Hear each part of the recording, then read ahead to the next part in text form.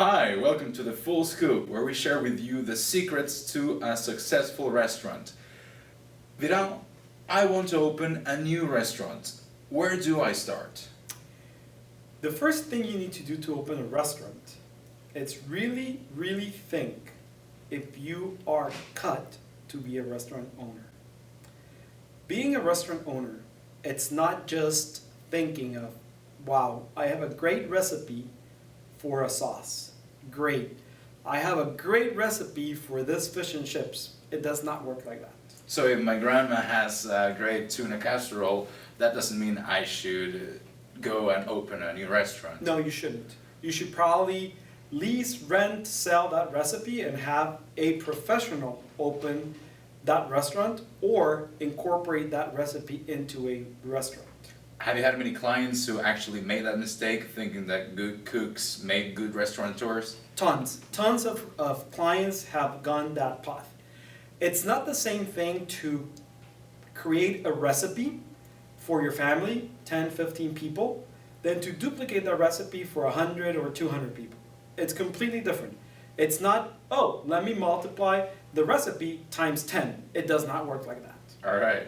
How does it work? How would I go about finding out that I'm not only a good cook, but I actually want to go through it? What is the actual first step after I notice that it is the right path for me? Let's say that it's the right path for you to open a restaurant. Or is your wish, your desire, your long-term life goal to own a restaurant? Okay, we are not going to cut your wings. Go ahead, open the restaurant. My recommendation is hire a chef or a cook that knows how to manage the kitchen. Okay?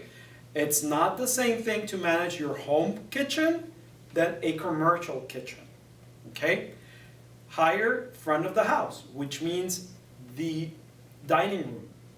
Hire a manager that is knowledgeable and has a proven track record of managing the front of the house. And then hire someone that will manage the back of the house, which is the commercial kitchen, and the front of the house, which is the dining room.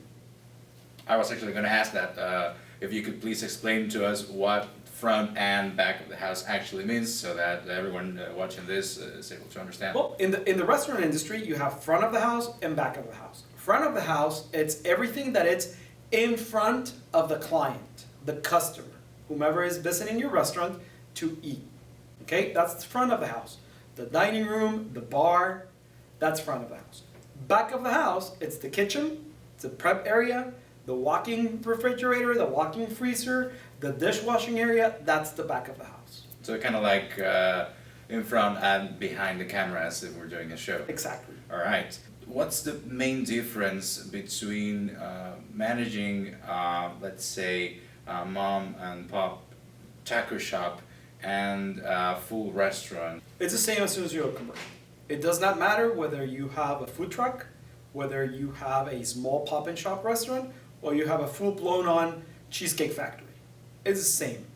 Okay? The only difference is that you will have more inventory, you'll have more employees, and you'll have more clients, hopefully. So let's say I don't want to start from scratch. I want to buy a restaurant. What should I look for? Look, my belief is that if somebody's selling you a restaurant, it's not because they're doing well. Most restaurants fail or go out of business within the first 3 years. Restaurant is the #1 industry that goes under. And that's because not every restaurateur knows how to manage a restaurant. That's the problem. If somebody's selling you a restaurant, you need to look very good into their numbers. And I don't mean their sales tickets or their financials, because maybe when they're trying to sell a restaurant, they'll account for everything. Go back as much as 3-5 years in the restaurant that you're trying to buy and look at the numbers. Match their financial information, which is probably their tax returns, their financial statements, with the actual point of sale from the business. Okay? Ask certain questions. Hey, what about the cash drawer? How many cash cells do you have? Because sometimes those cash cells are not deposited.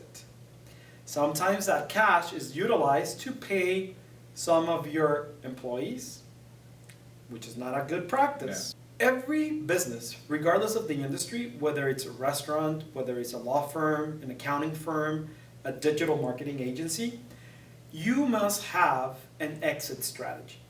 Most businesses, most entrepreneurs, most business owners go into business without thinking, how am I going to get out of this? And not because they're going to be doing bad or they're going to go under or anything like that, but you might have another opportunity. What's your exit strategy from that business? Okay, that's very important. That exit strategy should be in your business plan. But in order to have a good exit strategy application, you must account for everything in your business. Meaning, everything that comes in must be recorded. Everything that goes out must be recorded. Whether it's not proper or not, it has to be done. Cash should be recorded. Cash payment to employees, labor, whatever it is. It's the restaurant industry. I understand. So account for that. Record it.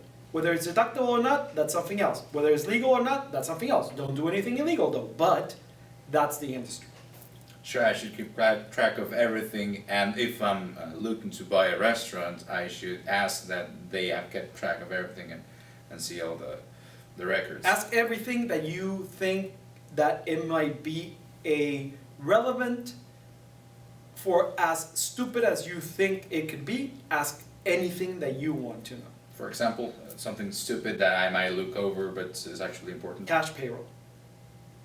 How many people you have? It's the restaurant industry.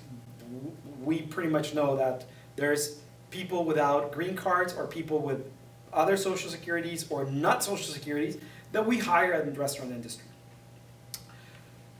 Ask that. How many of those you have? How much are they paying you? And look into it. Obviously, you can deduct it because it's not a legal transaction.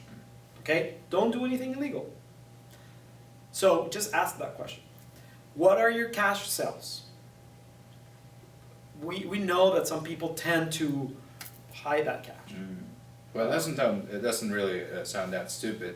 So what is the most common mistake you've seen that restaurant owners make?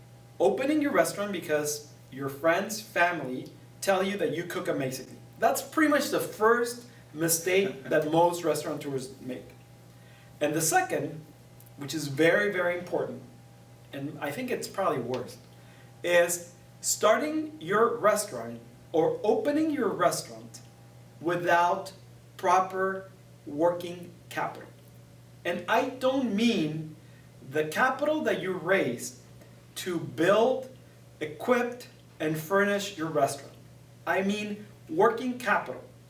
6 months of rent, 6 months of salary, 6 months of inventory, 6 months of utilities, 6 months of every single expense that you can think about in your bank account.